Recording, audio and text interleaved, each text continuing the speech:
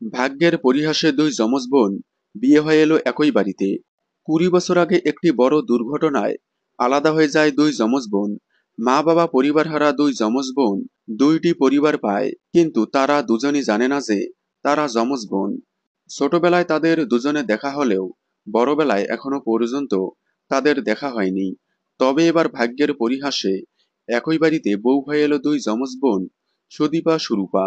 সুদীপার নাম সুদীপা থাকলেও সুরূপার নাম রাখা হয়েছে পরমা। সম্প্রতি ধারাবাহিকে দেখা যাচ্ছে পরমার সঙ্গে আদিত্যর দাদা অভ্রর বিয়ে ঠিক হয়েছে।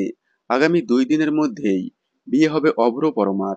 তবে পরমা এবং সুদীপা যেহেতু দুই যমজ বোন, তাই তাদের দুই বোনের একসাথের বিয়ের যোগ আছে। পরমার বিয়ে হওয়ার সাথে সাথেই বিয়ে হবে সুদীপা আদিত্যর। তবে তাদের বিয়েটা হবে ঘটনাচক্রে পড়ে। সুদীপার দায়িত্ব এবং স্বপ্ন পূরণ করার জন্যই আদিত্য সুদীপাকে বিয়ে করে নিয়ে যাবে।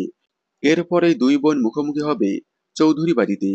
দুই যমজ বোনের অজানাতে কেমন হবে দুই বোনের সম্পর্ক।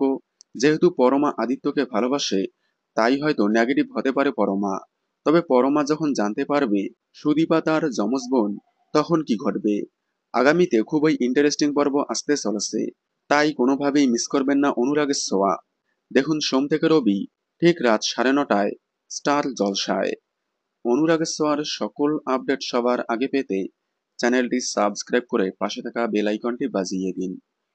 ধন্যবাদ।